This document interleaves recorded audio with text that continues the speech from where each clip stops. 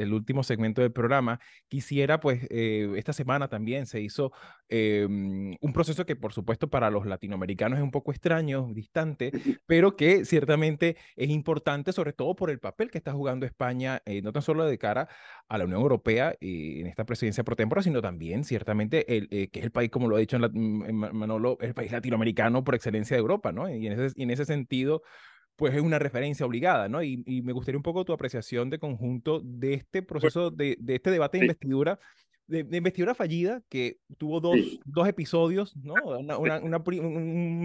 Una primera escena y una segunda, no muy distintas en términos del debate, pero claro, que ofreció un poco la cara desnuda de lo que es la complejidad del sistema político español en este momento. ¿Cómo Bueno, miras tú lo ocurrido, Manolo?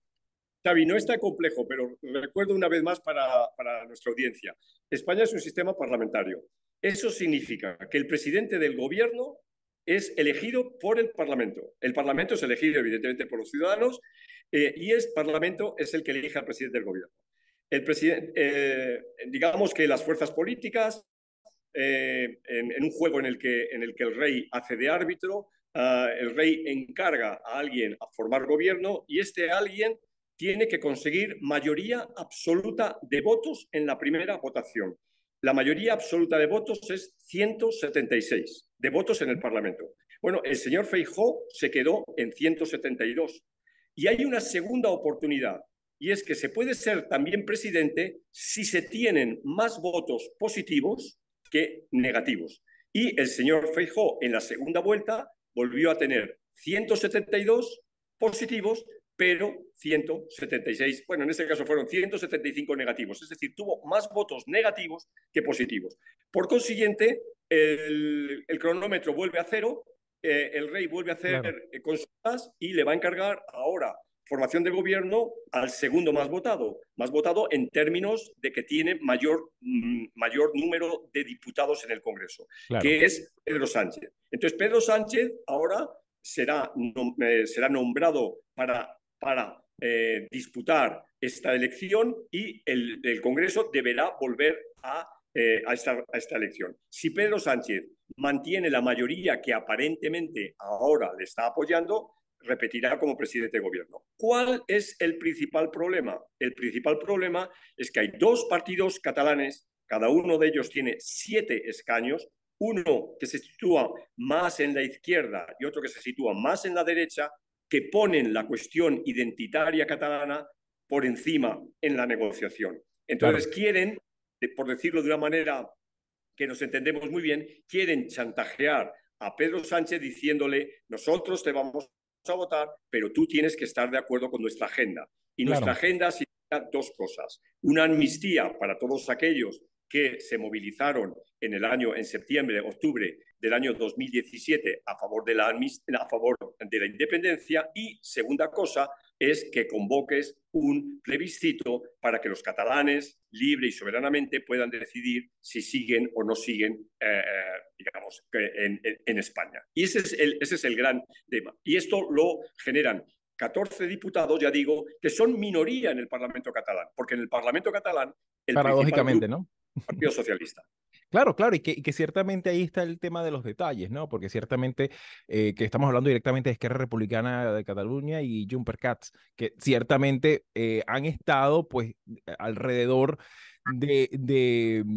sobre todo de las elucubraciones por una parte, pero también de los acercamientos que ya ha habido, que ha dado el propio Pedro Sánchez, sobre todo porque, claro, durante su buena parte de su legislatura, pues ciertamente tuvo un comportamiento muy errático con respecto a este tema en particular y también con otros aspectos que ciertamente trastocan la integridad constitucional de la España tal cual como la entendemos y que por supuesto esto genera muchísimos resquemores porque rompe de alguna manera este principio de igualdad ante la ley que puede tener un manchego o un canario frente al conjunto desde España, ¿no? Y eso por supuesto siempre genera muchísima controversia, pero me gustaría un poco también tu apreciación general, Marisabel, porque claro, ciertamente vimos que en el Congreso de los Diputados, a pesar de no consolidarse una mayoría que permitiera para generar o conformar gobierno, ciertamente se vio un debate en el que de alguna manera se revelaron un poco las posiciones y un poco también este tenor que a ti te gusta tanto examinar, Marisabel, que es el tenor de la democracia, el del debate democrático. ¿Cómo viste tú este proceso de estos 2 días y sobre todo considerando pues que estamos viendo también que hay una crispación creciente en el debate público en cada tema entre el Partido Socialista y el PP? ¿Cómo miraste tú este proceso, Marisabel? Bueno, a mí, y justamente ahorita que estamos viendo el proceso aquí en el Congreso, a mí lo que me parece es que hay un deterioro de la función legislativa, de la función parlamentaria. Los parlamentos no están haciendo absolutamente nada que no sea chantajear, extorsionar Sí, y boicotear. realmente, Ujú. y, exacto, impedir y bloquear legislación. Eso por un lado. Yo creo que en el caso español hay un tema que no es solamente el cultural, que ese se lo dejo yo a Manolo para que se extienda, pero a mí sí me parece que hay un tema de valores y de principios que es fundamental y eso lo asocio a la función parlamentaria. Yo estaba leyendo, creo que era en El País, que Sánchez decía que no, que no iba a opinar sobre el tema de la amnistía. Pero yo me pregunto, ¿hasta dónde puede llegar un político de un lado y del Bueno, otro, de de hecho, al punto cualquiera? tal de que no participó en el debate, o sea, se mantuvo silente ante un tema que a la Que opinión ese es el pública, problema, claro, o que sea, estás esperando a ver hacia dónde da el viento para... Eso bueno, espero que no sea esa la razón, pero de cualquier forma, el caso es que nosotros tenemos una realidad política aquí en Estados Unidos, en Europa, en Sudamérica, donde los valores y los principios de lo que uno concibe como la plataforma política de un partido político, los principios fundamentales, cuál es la agenda, eso ahora no es que esté influenciado por el pragmatismo, es que esa no es la intención de quienes aspiran al poder.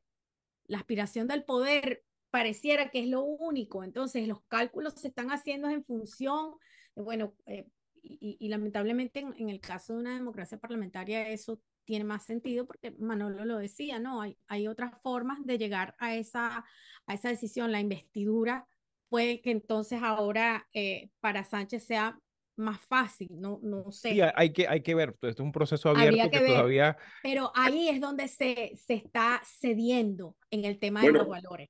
y lo que no os he dicho es que evidentemente si Sánchez fracasa, entonces hay que convocar elecciones De generales, nuevo. un nuevo Congreso. Y esas elecciones Exacto. generales serán como me parece que el 10 de enero. claro, claro. Pero ¿y entonces quién se queda? ¿Se queda él como...